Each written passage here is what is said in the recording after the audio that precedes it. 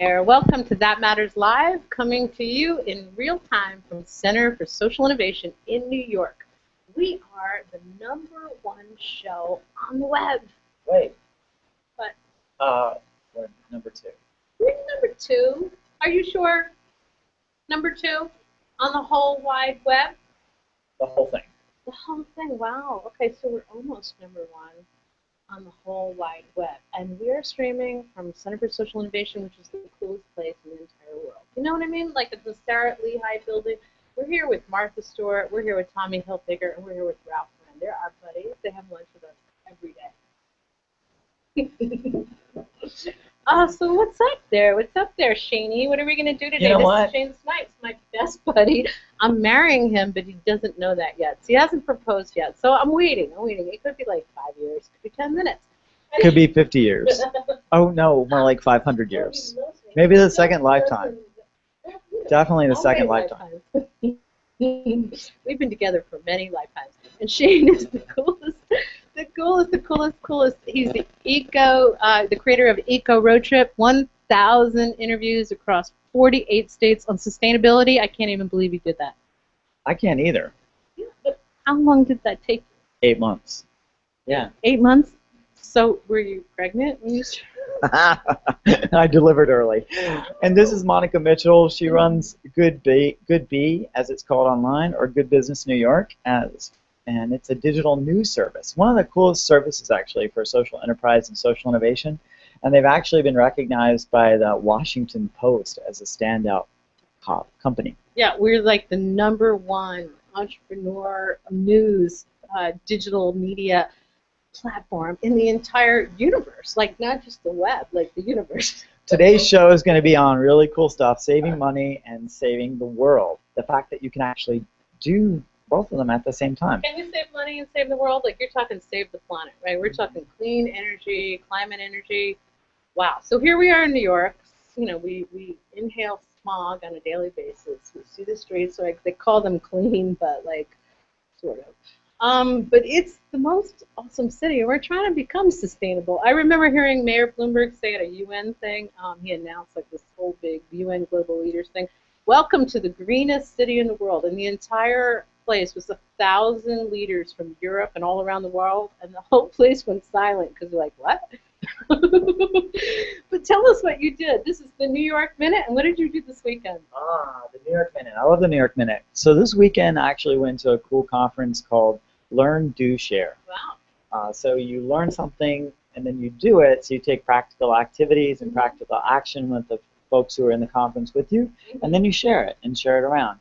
I went to 2 seminars actually. One was on how do you collect data using low tech, like cool. yarn and jelly beans and all kinds of cool things. And how do you collect that information that, let's say you're at a community fair, right? And you want to find out how satisfied you are with the food. Well, I know how satisfied I am with the food because I could taste it right at the time. So I don't even know what this makes any sense. No, but it would be like, so let's say if you liked it and you had a set of let's say you got 10 jelly beans when you first came into the fair. I don't like jelly beans. You got 10 jelly beans and you weren't going to eat them, but you're actually going to put them in the 10 places that you like the most. Okay. Then each one of those places would have a jar and you'd put it into those things, and the one with the most jelly beans would have been the winner. Unless my dog was there, because he likes jelly beans. That's true. That's true. Then the whole thing is gone. And the other one I did was wisdom hacking, which was But how do you hack wisdom? Well, there's a special code now. Microsoft and Google actually came together to develop. No, just kidding. I'm believing you. That's so crazy. All right, but how do you hack wisdom? I mean, what do you do when you hack wisdom? It was a group of about 30 of us. And like geeky, nerdy, no, geeks like much you? more like spiritually open type people who are excited about discovering what wisdom was and what's their own personal wisdom. How do you explore what wisdom is to a community, things like that. Were the gurus and yogi monks there? No. All right. That was the great part, is no one tried to impart like the wisdom. Oh, really? You know what I mean? Right. Because there isn't a capital V, capital W. Could you hack wisdom for me? Could you do a little coding wisdom for me? Sure. Oh, thank you. So what did you do this weekend? Oh, well, I got to tell you what I did because it wasn't in New York. So I'm going to show off. I went to Martha's Vineyard, which is the coolest, most sustainable island on the face of the earth. Do you believe that? No, I don't. But they are. It is a really great It is place. a really cool place. And we actually did a show there last fall. You should check it out. It was with Steve Bernier and with John Abrams, a sustainable builder and a sustainable grocer. And I went to these events all weekend long for the Island Grown Initiative. We did dinner. Yeah, it was very cool. Like doing dinner for like 25 buckaroos, and the famous chefs would donate their talents. You go to these restaurants that are normally like $100 just for dinner, but you could go 3 courses for $25. Goes right into the Island Grown School. It was really fun. It was really, really nice. Wow. A lot of That's beef. very cool. Because a lot of times I feel like when we sit at these different conferences like that, sometimes we don't encourage the local participation. But I like when that happens. Oh, well, let's talk just to announce that there is Going Local Yeah, next and we'll week. talk. We'll have a whole Yeah. little bit on that. It's Going Yeah. Local, Eat Local, Do Local, everything local. Yeah. So tell us where we are right now. Where are we? We're in the Center for Social Innovation. All right. Tell me about And it. well, no, the cool part about the Center for Social Innovation, it was started in 2004 in Canada, or Canada, as folks like to say. And this Canadian organization went to 3 different locations and grown to that level in Toronto. Yeah. Well, actually, Toronto's really cool. It Very is. cool. And so now they're here in New York City, and we're being hosted by them. So Yeah, we're really and- lucky. And there are 4 really cool clean tech companies here. At this place, yes, there are 4 really cool at CSI, but there's one in particular that I really like, which is called Sentient Buildings, LLC, and I think you can find them under Sentient Revolution. They're really changing the way people build, new buildings in New York, but also retrofit the old ones. It's actually really cool. Commercial real estate, I mean, it's got to change. We can't be. New York was very slow to get up to the greening of the world. Toronto, obviously, they've been out there for like 10 years. We finally caught up. So here we are, and we're bringing you this from this very cool place. But today we've got a show going on here about climate change, right? Yeah. You know what? You know what happened? I wanted to tell you something. Martha's Vineyard. Can you hold the mic for a sec? I met this guy sitting next to me at the Alchemy, which is I mean, one of the things we're going to that I love about what we're about to do, or we're going to talk about, is just sort of one of those pieces. How do we explore and discover things like this? Like, I found like CSI has had some really cool stuff. This Center for Social Innovation itself just has an opportunity to build this kind of community where we're incubating and just exploring what it means to be socially conscious, to be socially aware in business. Actually, they mean it in every way, because Tonya and Eli, we've done a whole big thing, and Dave Geis here on sustainability, and they've recycled old steel doors that people threw in the trash, in the garbage dumps, and they made them into tables. Come by, you can always come by. We're at the Sarah Lehigh and dress fashionably, because we're here with Ralph Loren, Martha Stewart, and Tommy Hilfiger, and we do know them personally. They see us every day, and they have lunch with us. So one of the things that we want to do is we want to make sure that Mikey and I'm going to call him Mikey and Jeffy can come in. Mikey. Well, you wouldn't want to call Jeffy because he is a lawyer, and once you meet him, it's kind of got that regal presence. No, Mikey. he's going to be Jeffy. Well. Those are the ones. That's the thing that the internet did. It kind of took everybody down a notch and made people a lot more casual. That's true. You know what I mean? Well, you're talking about the founders of Simply Grid. Yes. Yes, and Simply Grid is this amazing clean energy, clean tech platform. They're in Union Square right now with the food trucks. They're going to be all over New York, and they'll tell you about it with the ambulances, with the fire department, and they'll tell you about it. It is a way to cut the pollution down from these generators for the food trucks by 90%, and also cut the price down, so they're saving people money. Yeah. So Mikey is the founder and CEO of Simple Grid. Yeah, we're going to get to that. That's in the middle. That little segment's in the middle. That was how it was written. She likes to change the script live. I mean, which is nice because we're very improvisational anyway. But this is good. So we'll just totally go there. But do you want to do the climate denier segment? No. Do you want to? I just want Bring to talk it. about this guy, that I met in Japan. He was very. Was he hot? He was totally hot. 77 years old, and he's driving around the world on a yacht. That's hot. That's hot. You know what I mean? Like it could be. If you don't marry me, I might marry him. What did he sound like? What? He had 5,000 acres of oil fields in North Dakota. Do you know North Dakota? His family came over like 200 years ago, or God knows when. And they came and they did crops from Norway. So they were like little soybean farmers, wheat farmers, corn farmers, barley farmers. And guess what? With struck oil. With struck oil, and that liberal EPA in that White House down there on 1600 Pennsylvania Avenue is ruining my business. Okay, I can't be taking my oil down in trucks. I want to pipeline it down from North Dakota down to New Orleans. You know how long it takes to get a truck down there? Do you know? Those liberal EPAs are ruining this country, and that guy's the worst. Ruin. It's ruining. Actually, this is more yours because you're from that south. So being sort of a climate liberal, we'll call me. You're a climate fanatic liberal. It's a hoax. You know that. You know that climate change, global warming is a hoax from them liberal EPAs. And my little spiel with that. What? I'm always like, so you have a cell phone, right? Yeah. Mr. Denier, Miss Denier. No, I don't. I'm 77 years old. I bet you do. Don't have a cell phone. I bet you do have a cell phone. And you know what? Your cell phone No. is built on what? You got a TV, right?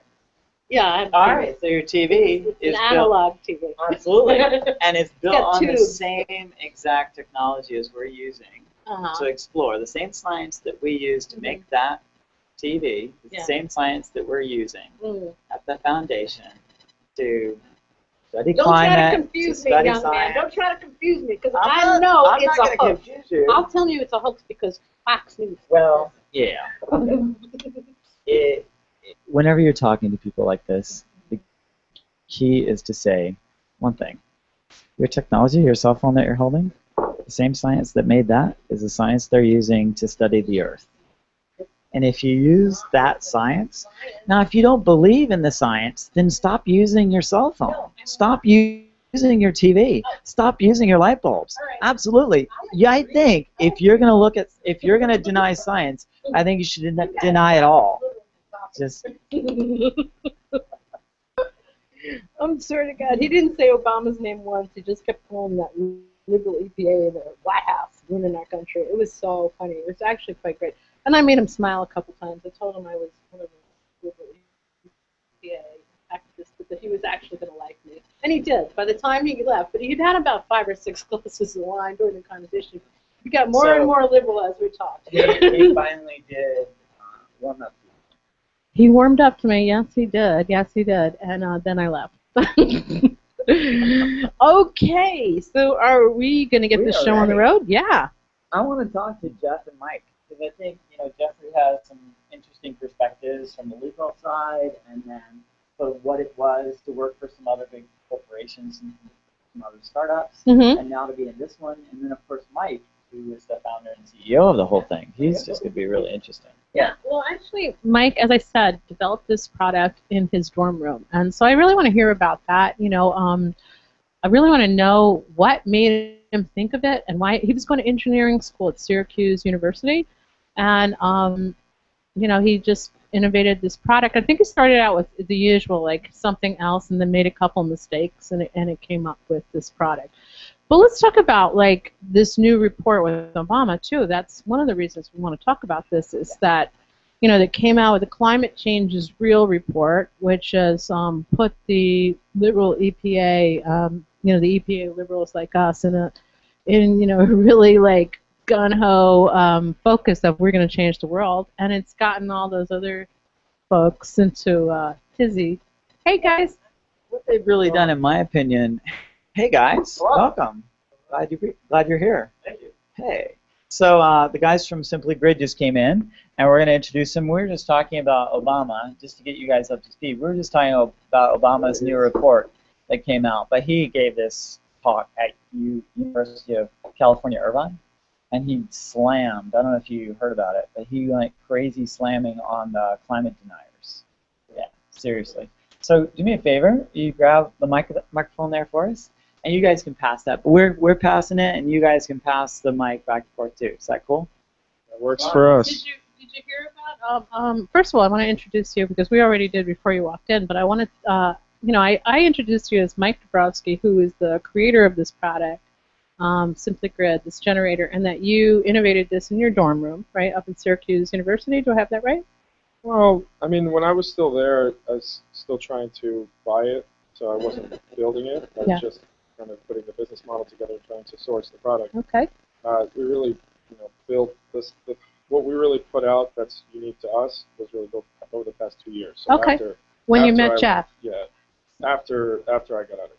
Okay, so Jeff, tell us a little bit about how you got hooked up with this character over here. Just Jeffrey Hoffman, and he is a lawyer. I know you guys discovered each other on cofounder.com. Is that Co-Founders Lab, which actually I think is changing the name, but I'm not sure if they've done that yet.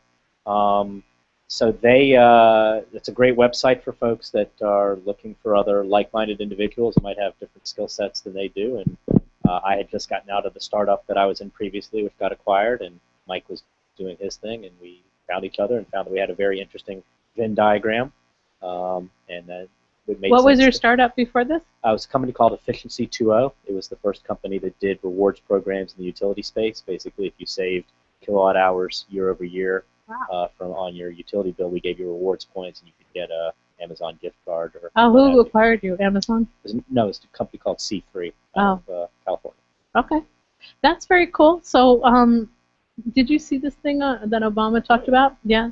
Well, so I think I'm usually not the biggest fan of the government stepping in and just putting in non-market forces to make things happen. But actually, there's some in what they're doing to limit the emissions for power plants is almost property rights related, right? So it gets right. So the air is everybody's property, so it's a little bit more difficult than when somebody's polluting, let's say, into your backyard. So like if the power plant was spewing liquid pollution onto the farm next door, it'd be very easy for the farm to sue them and say, you've destroyed my property. It used to make $300,000 a year in corn. Now I can't grow corn here.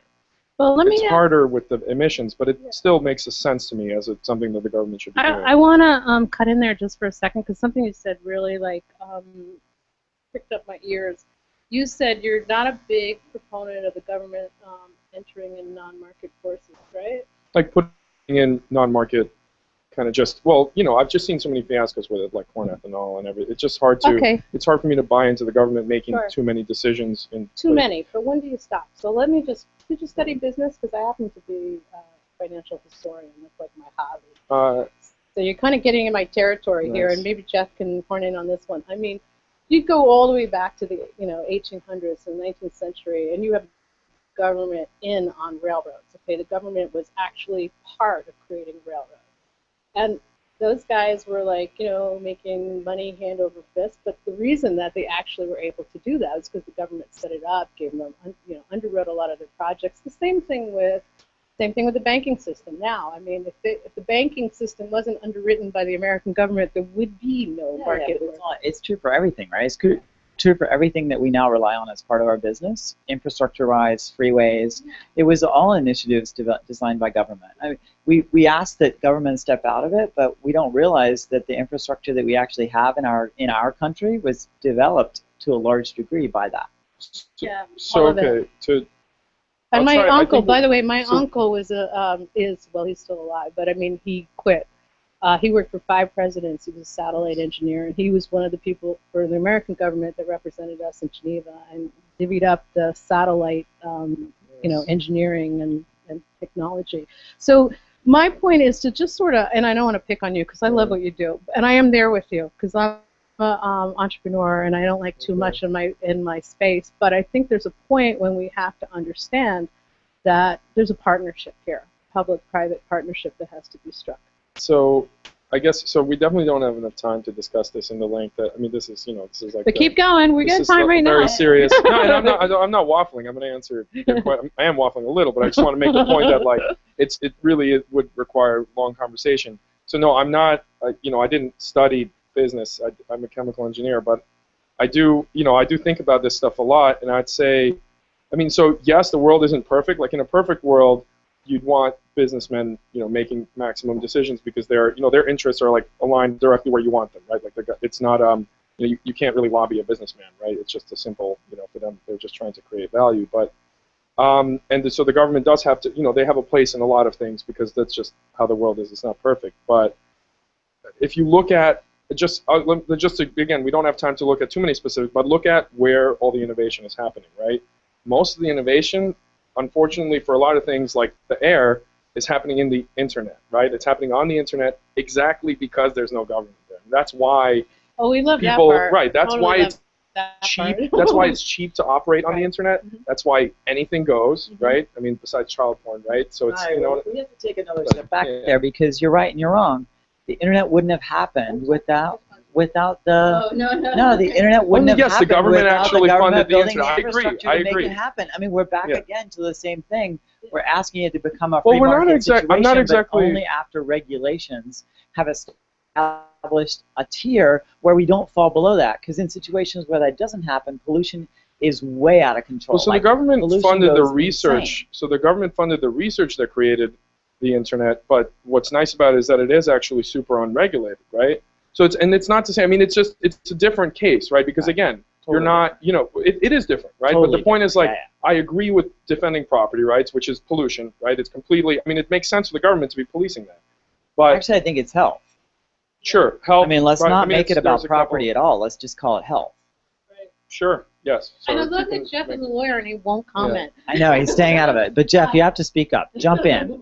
Your turn. So I think your specific question when you started with is what Obama's getting into here. Yeah. And the whole idea of the climate denier and that whole type of situation, which I think is a slightly different tack from where Mike was going with it. I believe wholeheartedly in that argument. I think the whole proposition was misbranded from the beginning, correct? I mean, so the whole idea at the beginning was it's global warming, right? And so it's very easy when someone wants to talk against something that, oh, we're going to use all these points of evidence. I tend to think I'm a little left of center, but I do like looking at the Drudge Report because it helps me see what people that don't necessarily think the way I think are thinking.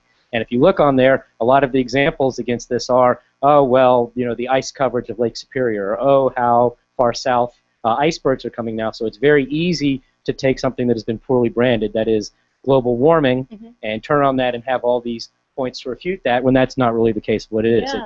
It's more of, and you got your nice badge here, climate liberal. It's the idea of climate change and the fact that things that perhaps that we are doing are affecting the overall picture.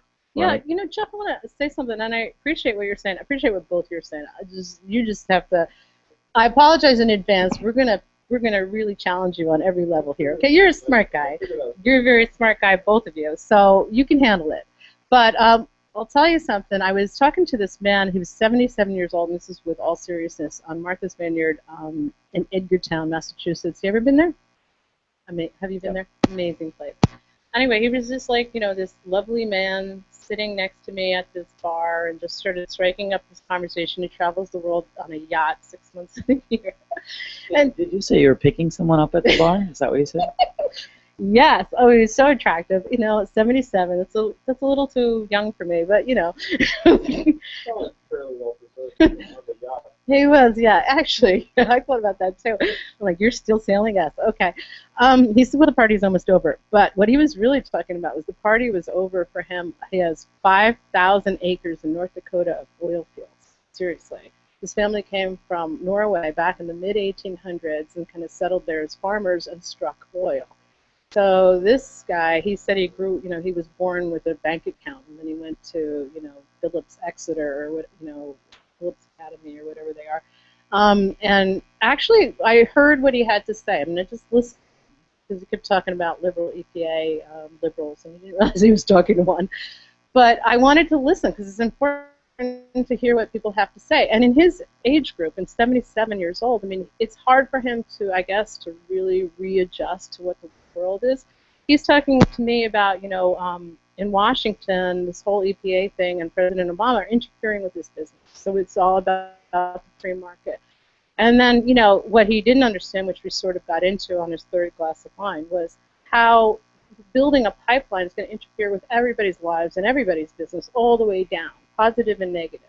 And so since we can't, I don't know where I put it, but since we can't like smoke anymore, you can't smoke, and because you're going to pollute somebody else's air. It's the same kind of concept. So the thing for me, guys, I wanted to bring it back to you, because you're the reason why we're here, really. Because we like to interview entrepreneurs, and I love this talk around, what politics is currently doing for us and how it's bringing us to these different places with sustainability and social entrepreneurship. But I wanted to test your knowledge of each other. So this is where we're going into it. And this little segment's called Know Your Co-Founder. All right? All right? And so here's what we're going to do. We have those little cards right in front of you, and you have a little pen. So I want you to write your answers down on each one. Each one to take a little card. So the first question is, what's his favorite ice cream? All right? So you got to come up with that.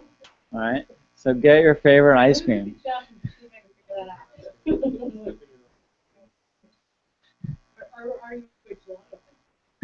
That's true.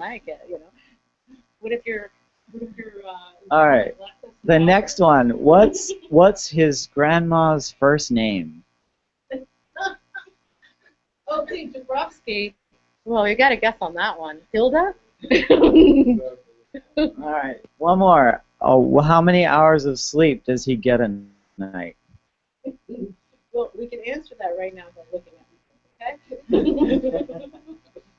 Oh, one more. Vegan, vegetarian, or gluten. And you have to choose one of the three that you think he would possibly be if he was going to be one of those three. Carnivore is not on the list. Of course not. All right, so let's see what we got. First one is, what's his favorite ice cream? What did you put up there? No clues. I put Rocky Road. That's where we usually go. That's not unreasonable. And what was I have your a favorite, but that's one of them. So I ordered that. And what did you put for? Pistachio. I don't think I spelled pistachio right. Not even close. Not close, right? You cannot do All right, what's his grandma's first name? Janet. Sylvia. I put Yelena because that's a good Russian one. Well, what are they? So Her name is Rima. nice. Another Russian. Wow, Rima. You had two grandmothers. They didn't specify maternal or paternal. No, that's true. Yeah, so I gave you a better chance by not. And we still batted deciding. 0. What was your grandmother's name? Shirley and Fran. Shirley? That could be a show, Shirley and Fran. How many hours of sleep does he get? I'd say on average 9. That's what 9 hours sleep? him. I Wow. think he's on average getting 9. Yeah. And he gets no sleep. No sleep. Yeah. We can kind of go. All right, and the last one, which I love, is if you were going to guess if he was going to become one of these three in the future, vegan, vegetarian, or gluten. I'd say gluten. Because he's got digestion is all over it. And Mike would probably kill himself if those were the options.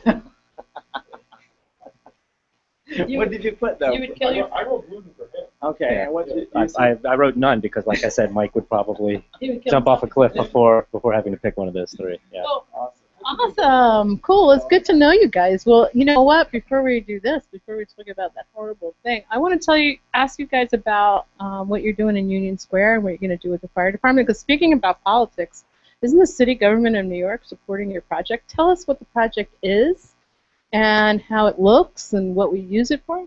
This is not the project, by the way. They're in Yeah, I'll wait for you to take that out.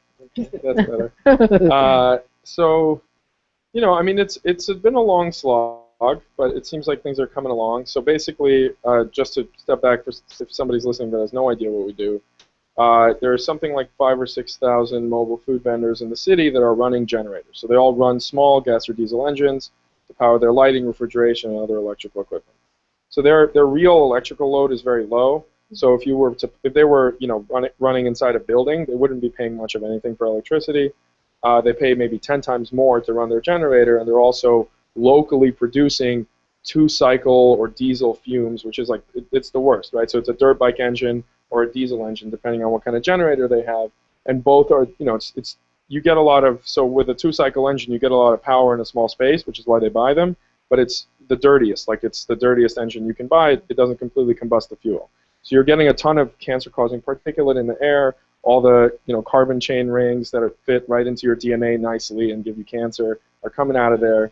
These guys sit. That was like a chemical analysis of how cancer happens. Yeah, no, they literally the We need a chemical particulates, engineer the in the family. particulates that come out of these engines. It's the reason, when they first found that this stuff caused cancer, is when the chimney sweeps were like getting cancer at 15. It's because Mary Poppins. right, precisely. So the kids that would go up into chimneys in the 19th century would get cancer really early in their life because they were getting these particulates like heavily. They're breathing them in, they're on their skin and stuff. This stuff fits right into your DNA, so it like completely screws up everything. That's amazing. And that's what's coming out of there. I didn't actually even know that. Yes. I mean, that makes sense. So to me. when you Wow. combust gasoline incompletely, which is what's happening in these engines, you get these horrible fumes. Isn't that like cars So- though? Isn't No, cars have catalytic converters, Okay. and they have way higher efficiency engines because they have 4-cycle engines. So actually, compared Because to of the a car, regulations that on the vehicles, government put in correct? place. Yes, correct. Correct. So no, absolutely, and they should, because this is killing people, right? So and it really is. These are this deadly stuff on a population basis. Like we get X% more cancer because of this. And certainly the guy sitting in the cart is really at risk, right? And he's also unhappy because it's loud, it smells bad, it's expensive. So long story short, we worked with the city to put something up that intelligently manages the grid electricity in a way that allows the city to basically provide it to these guys without incurring a lot of risk and without creating a lot of hassle for everybody. So Wow. So this is electric. so that's connected to the city grid like a lamppost. Wow. So That the is what- the yeah. coolest thing. I mean, it's very slick looking. I like it. It's the next one will be even better. So it's gonna be cool. Nice style. It'll be red for the fire department. But Jeff, did you have any input on the style here? So the exterior of it actually comes from what would be Take the shore mic, power though. pumps. Yeah. The exterior that you see there actually comes from a shore power manufacturer. These would be the same types of things you would see at a marina or an RV Oh, park. yeah, that's right. Looks Yeah. like a gas tank for a boat. You're right. That's right. Yeah. Exactly what it Yeah. is. So Eden builds that enclosure, and we put our intelligent smart metering and all that in there, and we control the outlet. So the way it works is these happy folks that run the cart show up, they send a text message, the outlet turns on, they use it. We have a database which manages this, and we know it's their phone number, so we turn it on. There's an authentication process. They can register all their workers under their account. We know how many hours they've used it. We know how much energy they've used. They shut it off. They're using this for free for the year, but at scale we would bill them for it cheaper than their generator, Right. more than the cost of grid, so we can pay for the installation. It's expensive to install these because you have to cut the concrete, get to the power, and all of that. But in the end, it's a reasonable payback because it's so expensive to use the generator. And you order it on your smartphone, right? It's even simpler than that. So a lot of these guys don't have smartphones. We can do it via smartphone, but Right. it's literally like a 10-character text message. So there's an outlet number. Wow. They send 211-301 on, Okay. right? And we know their phone number, so we know that they're allowed to turn on an outlet. And we basically turn on that outlet. 211-301 turns on, and they use it. That's So it. you have like all these Yeah. gremlins in a room, kind of getting this data. and Basically. they're- There's literally we actually outsourced to India. There's Oh, do actually you? Oh, they're- yes, they received it. No, I'm joking. It's automated, but it would actually be probably work better if there were people. Humans there? So So what happened? I think it's robotic hamsters that do Yeah, all that that's- stuff. That's there's what one it is. in the pedestal. So how long you guys been partners? So we started working together at the beginning of 2013. Wow, you've done a lot. About a year Now, and a how half. many of these things do you have out in the city? So in the city, there's only one. In New York City, it's very difficult to get anything curbside. It's almost impossible. Oh, wow. In fact, the people that we talk to when we talk about this the way up the city, they're stunned that we even have anything there at all. This is in Union Square, That's in Union Square, right? right next to City Bike, which are curbside. That's correct. That's correct. And they had to go through a year-long process to be able to do Yeah, that. wow. Absolutely. City Bikes? Oh my gosh. Yeah. Okay. That's what I'm kind of getting at. Is that in order to get anything curbside in the city is next to impossible. Wow. You have to get a lot of buy-in from a lot of folks to be able to make that happen. One of the things we're going to try to do here, actually, the phone booth concession is up here in New York City. It's a 15-year alright. concession, and what we're going to try to do is work with some of the guys that are putting in the bids to get the next 15-year concession. It'd be very easy for us to actually put this technology inside the new hardware that's going to get deployed where all the phone booths are, put in some outlets down there, and then we'd be good to go. We're so loving that. that'll be kind of a one-shot solution. If we could get into the phone booths, Yeah, then we could serve probably 80% of the food cards. They're all next to phone booths. that's there's amazing. there's I love upwards that. Yeah, of they are. 10,000. Why are they Yeah. next to food carts? I know that. So well, there's so many phone booths and Right. there's so many food cards that they intersect most. Right. You know what I'm saying? Like it's just, I love those phone yeah. booths too. Because none of them work. Right. They're really No, they're wonderful. great. And actually it says, if you notice, it actually says on a lot of the handsets, no dial tone. No dial tone. That's right. They're going to upgrade them to something useful, right? So Yeah, they're going this to do would be great. Wi-Fi and all kinds of things. We're hoping that we can, shut off a couple thousand generators by being part of the. Can we hardware that write they in put out. something for that? Please, Where do we go? City Hall, De Blasio. He's our buddy. There's so the information people like the city. I don't know what the department. Yeah, so Do It in the city is the folks that have put out. Yeah, they've put out the RFP. The RFP was put out at the end of April. Mm-hmm. The responses, they just extended the deadline. The responses are due, I think, now in mid-July. We'll definitely put it. It sounds really awesome. I love what you're doing. I think Jeff missed a part of your question. So we do have more of these that operate in other cities. We've got some in Atlanta and in Austin. So we serve, on a very good day, we serve maybe 20 trucks or so. And we do, we're doing food carts mostly in New York because that's what's here because of parking and so on. Food carts are really the, what can be successful in large numbers. Though there are a fair amount of food trucks. But in other cities, there's mostly food trucks. And we do food trucks which actually have, one food truck is using 5 carts worth of power. So when you plug them in, there's a big difference. We're hoping to get to Mr. Softy trucks here in the city at some point over the next couple of years. The ones with the little bells. No, the Mr. Softy trucks are, in terms of pollution, they're really, like the food carts, there's a lot of them, maybe 10 times more than the Softy trucks, but each Softy truck has a 30 kilowatt diesel generator in the back that's blowing fumes, usually into a children's park, right? Yeah, wow. And also at the children that are buying the ice cream, right? We got to get out there. We're going to protest. If you've ever been behind it, well, it's not just Mr. To be clear, I don't want to pick on Mr. Softy the franchise. Every ice cream truck does this, right? So like the yogurt trucks, everybody, they all have giant generators. It's not just Mr. Softy. Wait, my favorite restaurant is one of them.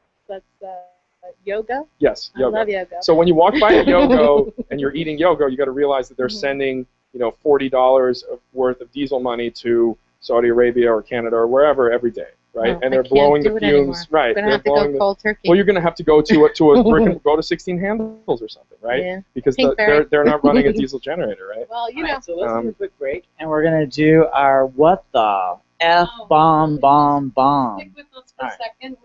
We have a new segment called What the F? And it's fashion, food, and film. So we're talking food trucks here. We're right in line with it. Actually, tomorrow night is a really cool thing, Drive Change. Do you know Drive Change? They're a food truck here that was a wonderful program where they hire formerly incarcerated youth. Yeah, and there's going to be a big party here tomorrow night. You're all welcome. The whole world's welcome to the party now. You guys are. Come here. But we have a film that we want to talk about because this is about exactly what you're talking about, internet security and internet censorship and free market, democracy, which we love on the internet. And there's a film coming up called The Internet's Own Boy, and it was about the founder of Reddit. Do you know him? Yeah. Personally. Well, not personally. Actually, he's not around anymore. That's the sad part. All right, so this is very close. Let's play this one actually.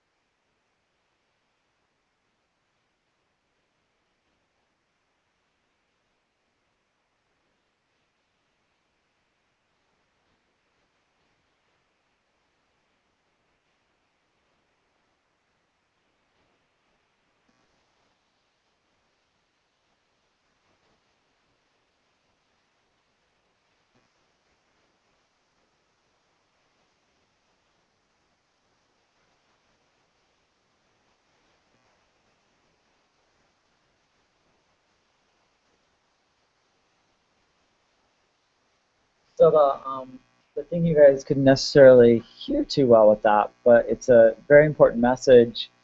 In the studio here, we didn't have the audio, but what we wanted to do really is broadcast it out to let people know that this is opening up. This show that's coming down the pipeline in this week, right? June 27th. June 27th. So the goal is to really talk about how the internet was SOPA almost happened, right? And SOPA's idea was locking down the internet, making it less free, just like you just talked about. But this guy was one of the main reasons why SOPA didn't pass.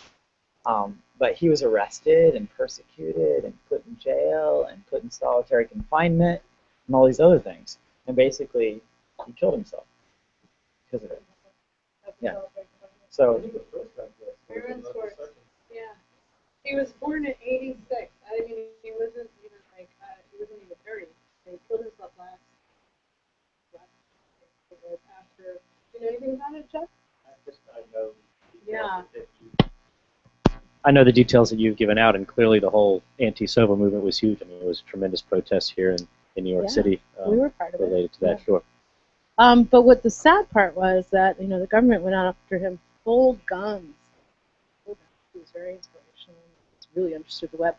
He hacked into something, so they found him. He was trying to protest through hacking, and that's how they. Well, you're a lawyer, You need right? scapegoats, right? Yeah, you do.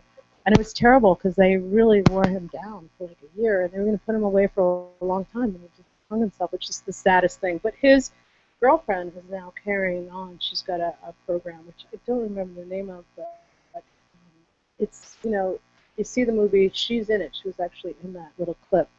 And it starts June 27th. It's called The Internet's Own Boy, and it's where we do need to keep the internet, free for everybody to innovate, because we might not have a lot of these things if we didn't innovate. So tell us a little bit about what you're doing with the fire department.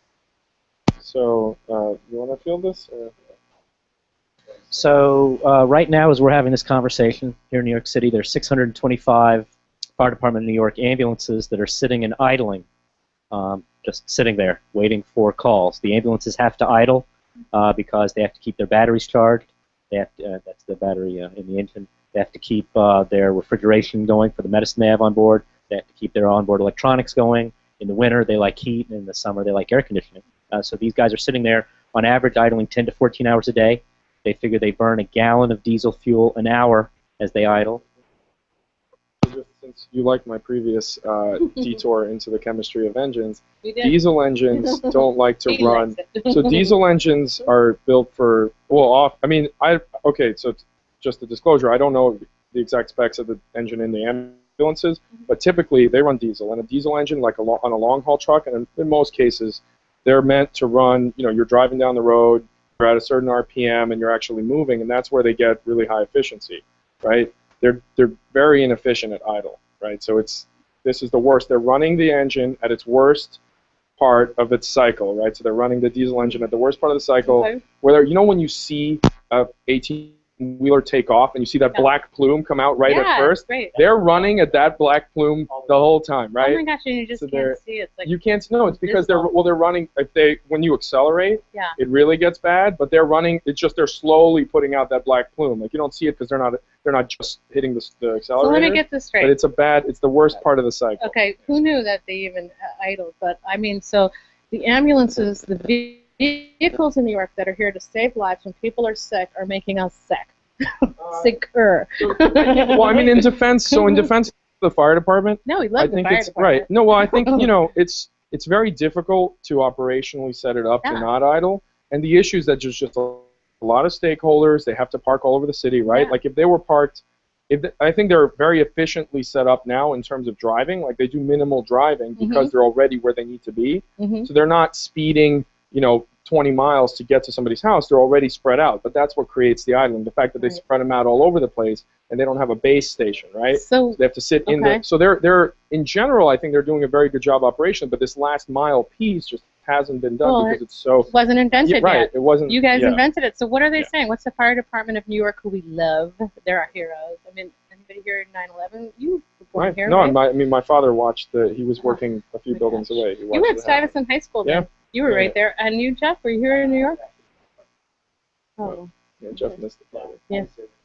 Well, so was I. Um, And they're our heroes. We love everything they do. But I mean, are they? Well, They're open to this, no, right? so no, they actually Yeah. they found us through Con Edison, and basically they just did the math and saw how much money they were losing on this idling. And of course, I mean, it's just a line item in their budget. It's not that big, but it adds up, right? It adds up to a lot, on its own. Obviously, compared to the budget, it's not that big, but they realized they could save a lot of money if they stopped. So they went and found a way to make the ambulances work on electricity while they're sitting, right? So they can run all their HVAC and everything electrically. But the problem is that what they ran into is like, well, what are we going to plug into? And what they realized is that if there was just an outlet there, the way the ambulance works, basically the way it works is when they turn the key, the plug that's plugged into the ambulance actually ejects and flies out, and the ambulance can just drive off. The idea is that that's a technology that's built usually for fire trucks. Ambulances have it too, for when they're parked in the firehouse or somewhere in like a base. The idea is that you can leave right away, right? So you turn the key, the plug, which is coming from somewhere, it's coming from the building usually, shoots out and you drive off. So they have this kind of female outlet on their ambulance that can do that. They upgraded that outlet to a larger, to a 230 volt larger capacity so that they can run all their onboard equipment. But they realized that when the plug flies out, like what's going to happen to it, right? So we developed something to fix that. Basically, we manage the plug once it flies out. We shut it off immediately, so before it hits the ground and electrocutes somebody with 230 volts, like if it falls into a puddle, it could kill your dog, right? Oh, that'd be, So it's a real, it's a real issue. So we shut it off in flight as it pops out of the vehicle. We pull it back into the pedestal and cover it with a metal door so that you can't cut it off. You invented that? Yeah, we built it all since, they came to us in like November, so we worked for a couple months and built some prototypes and kept talking to them, and now we're all right. Who's the genius getting that's the behind this? Are you mapping so this all so to out? be Who's the clear, genius behind this? I could never personally like That's why you don't sleep. if you see like for example, I just built myself a bed, and if you look at it, You it's built garbage, a right? bed? Like I Okay, couldn't he's even driving me crazy. so I couldn't even I built a queen bed, but it's like a centimeter Not a off, king bed? so the mattress doesn't sit correctly into it, right? So if I was actually building this stuff, it would be trash, right? But we have engineers, and we contract out some of the finer detailed work so that we're not the ones, doing this, the last 1% of it that has to be perfect. That 1 centimeter could really be the difference between an electrocuted chihuahua Right. or no electrocuted chihuahua. Exactly. Right. So to save What the kind of bed chihuahuas, did you build? I want to know. Save the Chihuahua campaign. I can send you the plans. It's like just 2x4s. You just made a bed right. 2x4. It's easy. It's easy, but it didn't come out that well. Totally easy. I could do it. It didn't come out that well. So that you could just drill in 2x4s. Absolutely. If I hired somebody, I could do Martha it. Stewart would probably do a better job. Let's put it that way. Martha, she's here in this building. She's our friend. But basically, we designed this whole thing, and there's actually a lot of other fun parts to it that are getting patented. So I'm not going to go into too much of it, but it's cool. Like it cleans itself so people are going to shove trash into it, right? So it manages, it gets rid of the trash so that it can close the doors like this. They're going to be electrocuted. There's a lot of these right. Well, no, there's all this anti-vandalism stuff. Because people really do. Sometimes it's malicious, and sometimes it's just what's going to happen. Like you just don't know, it's right? like it's going to rain. We know it's going to rain, so it's waterproof, and we know people are going to try to vandalize it. Yeah, we know. Well, people are going to try to vandalize it. That's the reality. So we're hoping, we're closing in on the pilot with them. They've chosen a location. It's in Staten Island, actually, because that's where they get their highest idling times. Longest daily idling, and we're, it's gonna, sure, It'll create some jobs, right? Yeah. Will it create jobs over there? If we put in. Well, actually, yes. So if it works really poorly, we'll have to maintain it very often. We'll have to have somebody show up and fix it very often. So then we may create a job. We may create a job if it's really crappy. Wow. So you're there might be a guy who will have to show up there every day and now, The reality of that, though, is if we had citywide deployment, we would be creating a lot of jobs. Yeah, absolutely. But it also brings to mind the fact that companies do that. So you might want to make it a little less perfect. That way you can employ more people. Because that's what people do all the time. Your clothing's designed to fall apart after like 2 years. Again, we prefer to have it work 100% and have us deploy 5,000 of them. I'm totally kidding. That's a much better model. Here's a question for you. I love it. So here's a question for you guys. The expansion of your network. I'd love to kind of hear how different parts of the country respond to what you've done. So I guess originally, actually, I was so pessimistic about New York 4 years ago, or 3 years ago, just because it just seems so daunting. It turns out that they're great people and they'll work with you, but You're a it's native New Yorker. well, of course, but it's so fascinating. daunting. I mean, just imagine like you're standing over the pavement and you're like, how am I going to get into this, right? There's no way anybody's going to let me get into it. So I flew around. You know, LA was also bad, but like Seattle and San Francisco were way more willing to play ball originally. They really like smog.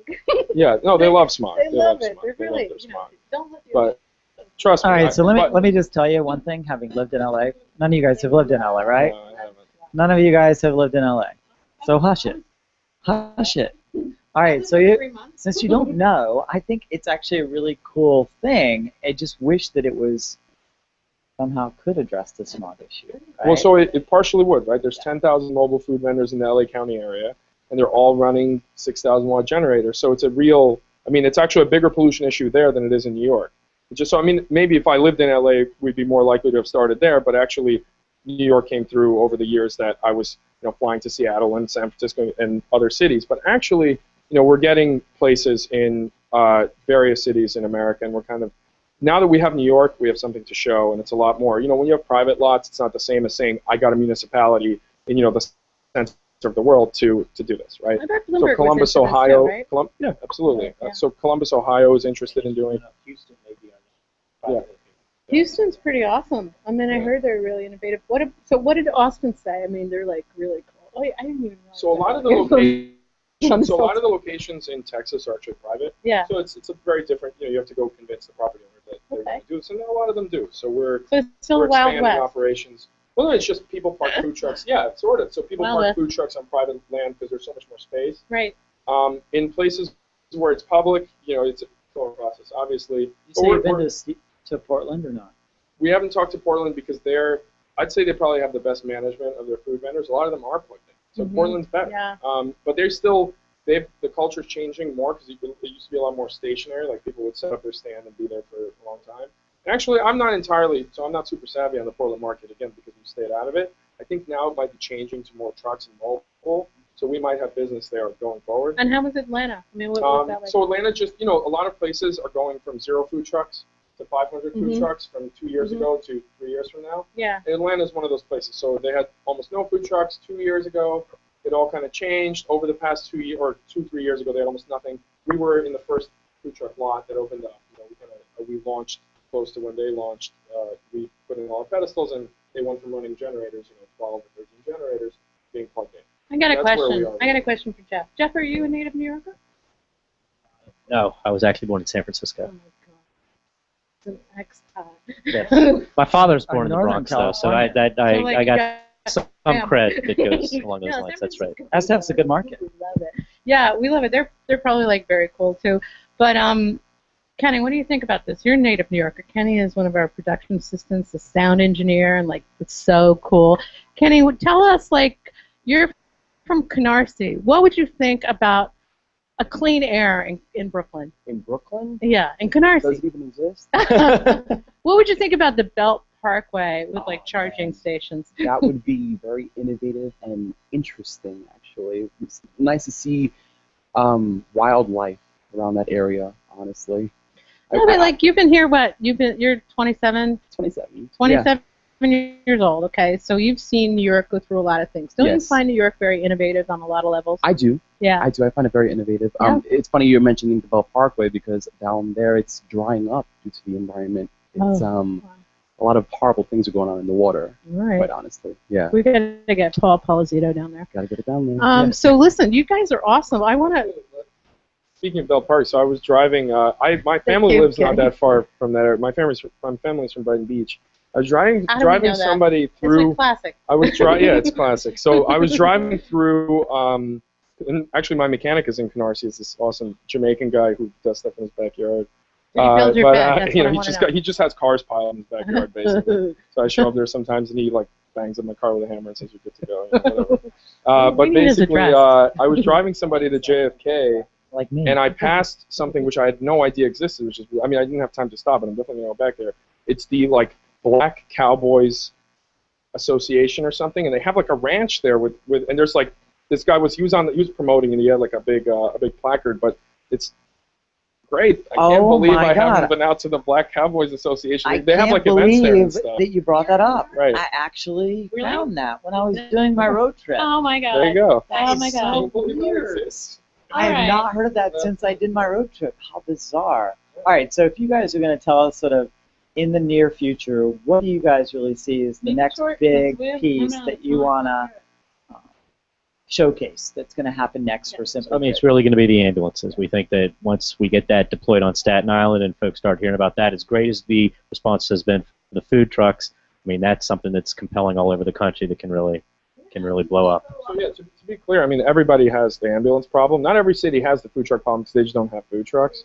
But, you know, every hospital pretty much has an ambulance or 2 or 3 sitting outside of it idling. And when the emergency room doors open, they get diesel fumes into the emergency room. So this is like this is a nationwide problem that basically, you know, if we can address it in New York, we can address it You know, anywhere. this is so great. Like, let me just sum up what you guys are doing and just say thank you, because it's the heart of an entrepreneur. What's the problem? How do I solve it? And this is not a fluffy thing. I mean, ambulances we need everywhere. I mean, they're not going anywhere.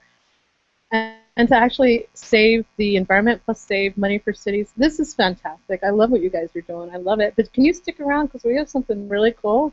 We have a new segment that we're going to close with, and we just would love to have you on the show again. Keep us posted. We'll bring you back again when you launch out in, you know, the market for the ambulances. But we're gonna call the FDNY, and we're gonna call Do It and write a note and email them, do the whole Love thing. it. Yeah, we will. This is very great. Love it. So I would just want to say that we have a new segment. Yeah. So now we just sort of Yeah, the thing I love about our new segment is we're going to be showcasing a little bit of Can you be part of this? a new award. You like build events. Jeff, I know you're aware and you like to be dignified, but you are for Simply. Yes, So you gotta be a little. So you can I'll fly my totally. green flag. This is when I say drum roll. Give us a drum roll, okay? You can wear that. All right. This is our new segment. It's called the Smart Alec Award. This is it. It's the first time we're giving out the Smart Alec Award, and do you know why we're giving it out? Do you know what the Smart Alec Award is? It is based on Alec Baldwin, our favorite, because he's a New Yorker, although he said he was going to leave the city, right? He said he was going back to LA. I love him. He keeps New York interesting, okay? Can you scream at someone when you're on your bike? Honey, he's the hottest, and he's totally hot. He was beating up cops. He beats up his girlfriends. He is awesome. He is always complaining. He just beat up some police because he went off the bike path and the police stopped him, and he had the they had the audacity to arrest them. So we decided we're going to do a Smart Alec Award of one of the smartest Alecs, around. Every month we're going to have a new one. And this week we have somebody really special. It's actually kind of a tie, but we went with him, and his name is Donald Sterling. Yeah, you heard of him, the Clippers owner? Yes. Wow. So go ahead. So Donald, what were you thinking about when your girlfriend, she's like 50 years younger than you? Well, why you should be walking publicly with black people? Why? Is there a benefit to you? Is there? And then, of course, this is Monica. You own a basketball team, it's highly insulting. Well, I guess that you don't know that. I guess you just don't know that whether the people are blue or yellow. Maybe you're stupid. Maybe you don't know that people think of you and think about you. It don't matter. Yeah, it don't matter. It matters. It does matter. Yeah. How about your whole life? Your whole life, every day, you could do whatever you want. You could sleep with them. You could bring them in. You could do whatever you want. The little I asked you is not to promote it. No, not to promote it, not to bring them to my game. Well, honey, they're at your games, and That's the real transcript. that's the real transcript. And so I think it's appropriate. What do you think, guys? Drum roll, please. All right. Yes. Donald Sterling, quotes from Donald Sterling. Thank you so much, Shane. You are such, next time I'll be his girlfriend. But I have to get, Botox cocktail first. I think she's got the Botox. And, I'm waiting for Botox. Can you do this for me? You're an inventor, right? I want a Botox cocktail. I want it in a pomegranate martini. And until then, I'm not using it, okay? I want it so that it tastes good. You can go to a bar. You can have Botox bars. What do you think? This is a real moneymaker. An inhaler, but, you want to put a little pomegranate. I'm certainly open to administering Botox on the show. No, That's drinking it. Drinking it? We don't want to administer it. No needles. I mean, I'm afraid of needles. No. You guys. So that's it. Donald Sterling, we're going to send him a letter. We're going to send him his smart alcohol, which will be a picture. Absolutely. Yeah, stuffed Alex doll. We're just trying to make one. If you know any inventors. Thank you guys for being on the show. Thanks a lot. This is so awesome. Thank you very much. We are looking forward to it, right? Yes, thank you so much, guys. Check out smartgrid.com. Simplygrid.com. But it I is know, very but I've been thinking about Smartgrid.com is probably some generic No, Smart Grid lame is something company. else. Smart I Grid think- is Probably some company that sells overpriced smart meters. to SimplyGrid. Check out utilities. simplygrid.com. These guys are fantastic. Oh, Who did knows? we announce our program on Friday? Yeah. If you're around, but you're not a woman entrepreneur, but you're certainly welcome because men are invited too. And they have funding. They have funding. You should come and give the women some ideas. We have an entrepreneurs paddle on this. Hey, you just made a bet, okay? I think he was your publicist. Oh my gosh! No, we want to hear it. Don't stop them.